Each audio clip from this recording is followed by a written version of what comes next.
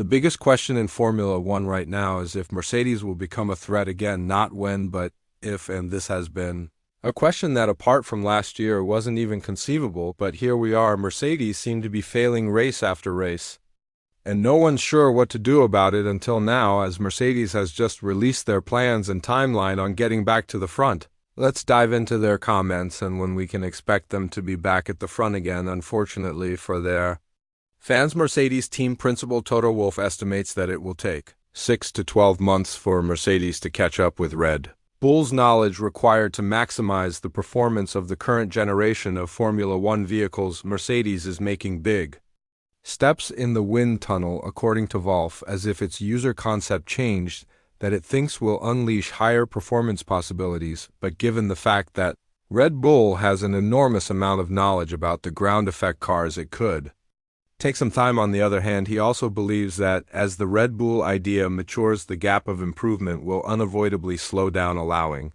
Mercedes to make relative gains. But will this be in time for Mercedes to challenge for wins this season? Or maybe even next season? I think the lag is probably between 6 and 12 months, because that's the time it took for us to figure out what was actually happening with the car, said Wolff when asked how long it would take to catch up in terms of level of understanding Red Bull has of the car, and that means we just need to have double the development speed, a stronger development slope. Their games are going to be incrementally smaller if the concept is mature. I think aero-wise wind tunnel time can help a bit, but not hugely. It's just we've got to get our act together, and if we fundamentally understand where we need to put the car, then the steps are going to be large, but we need to be perfect. The reference to 6 to 12 months should not be seen as a goal period for Mercedes to equal Red Bull on track, as Mercedes is motivated to do it as soon as feasible, but this period could be what it takes to get back to Red Bull's current level, but they have to stay aware of Red Bull's upgrades as well. Although Mercedes has mentioned its downforce disadvantage as a crucial factor, what really counts is not only being able to produce the amount of downforce that Red Bull can, but also being able to fine-tune the aero map and characteristics to optimize that performance using the amount of downforce the cars create. But why is Mercedes lacking? The sidepod concept has received a lot of attention, with Mercedes stating even before the first race of the season they had a modified version planned for the 6th race of the season at Imola in May. Technical director Mike Elliott acknowledged that packaging alterations must be made under the bodywork to suit this side pod, which he described as distinct from the Red Bull design and distinct from the existing Mercedes Zero side pod design. Yet the upcoming change is more than just the side pod. The underfloor is the main point of the existing F1 car concept, and it's the starting point of any revisions. What occurs next is that it is optimized as part of a very complicated and interacting network of airflows both on and off the bodywork. In comparison to Red Bull, Mercedes clearly has a knowledge gap in this area. To be honest, perhaps we've adopted the word concept, side pod, said trackside engineering director Andrew Chauvelin when asked to explain what is meant by a concept change. What we're doing is looking at bigger departures in what we've been doing. So this car is an evolution of the car that we had last year. A lot of that is tied around where we've got the side impact structure. We're looking at bigger departures because it's evident that this hasn't given us the performance that we'd like, saying that there are other areas of the car that we know that we need to improve as well. So would it be very misguided to think if we go and put a different looking side pod on it, all of that gap's going to vanish? The reality is that the vast majority of that gap is going to have to come from other performance areas. We've got a lot of projects at the moment trying to bring performance over the next 5 races. Mercedes will learn as it goes, and its pre-2022 design tendency of running low-rate cars may have contributed to its present deficit.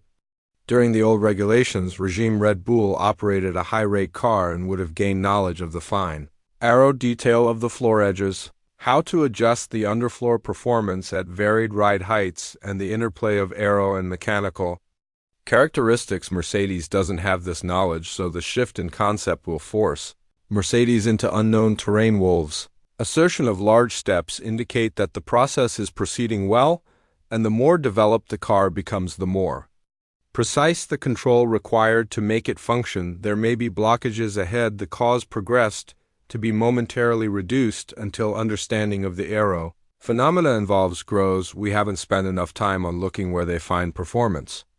Because it was important to refine our own identity, which we did, said Wolf asked if Mercedes understands why Red Bull and Aston Martin are having such success with their car concepts, and now it's only the second step in saying how we refine our car in order to catch up, and that of course means looking closely at these two cars and what they do, how they work, and what it is that we may be missing, despite the fact that Mercedes only committed to this approach after the Bahrain Grand Pre-development on this alternate idea was already underway at the time. It explains its excellent developmental beginnings. Nonetheless, it will take time to make up for lost ground.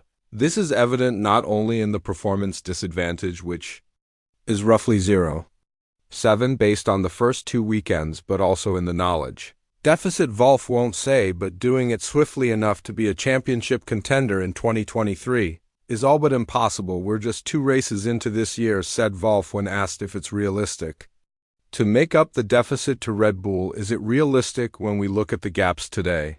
No, it's not, but we just want to give it all we have and then see what the outcome of that is. We've been able to catch up a lot last year with a car that was bouncing way too much. There was, in a way, overshadowing everything else.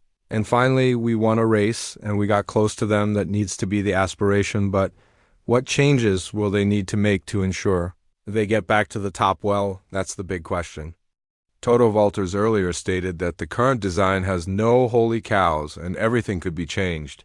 But as the season goes on, the Mercedes boss had recently stated that even copying designs within regulations isn't off the table. Everything is permitted in the pursuit of silverware. Thus, Mercedes, having decided to take a different road, has spoken of good findings from its CFD and wind tunnel work, which it aims to unleash in the early parts of the European season, although some R80's early adjustments will concentrate around the side pods. The final concept shift will go far deeper and include components such as its setup window and ride height, with the majority of the grid appearing to be converging on the Red Bull down wash concept that fits the current regulations. Mercedes is likely to shift in that direction as well, even if it's not a direct copy, although Mercedes previously believed that the best way to be the fastest in F1 was to develop its own design concepts. Wolf believes that the critical decision now is to simply go down the path that produces the best results, and if that means committing to the Red Bull design, he stated unequivocally that the team will do so. I think at this stage we have no dogmatism of how the car should look like, explained Wolf. It just needs to be the quickest possible race car. And if that car looks like a Red Bull or like SpaceX, I don't care, it just needs to be quick. And if it's a Red Bull, we'll put a little ball somewhere with a sticker, and I'll have no shame if it's quick, although the side pods have received a lot of attention in the new direction. Wolf believes that the main aspect is the holistic approach the weather car is run relative to the track and how it is set up. I think the biggest changes that we made is actually looking at where we want to have the car set up in a sweet spot. He said we've been too slow last year, we've been too high this year, and now we believe we know what to land on, obviously. Everything else follows in terms of floor and bodywork that you want to achieve, so I don't want to sound too foolishly optimistic, but at least we see low-hanging fruit with things that are encouraging. What do you think? Will we see Mercedes sporting a Red Bull lookalike when we arrive at Imola, and will they be able to find performance with the new design getting them back into the fight, or will they need 6 to 12 months like Toto Wolff said? Let us know your thoughts on Mercedes' plans in the comments down below. Also, let us know what changes you would implement if it were up to you. Enjoy the video, don't forget to like and subscribe to the channel. This way you'll ensure you never miss any F1 updates. Thanks for watching, and we'll see you in the next video.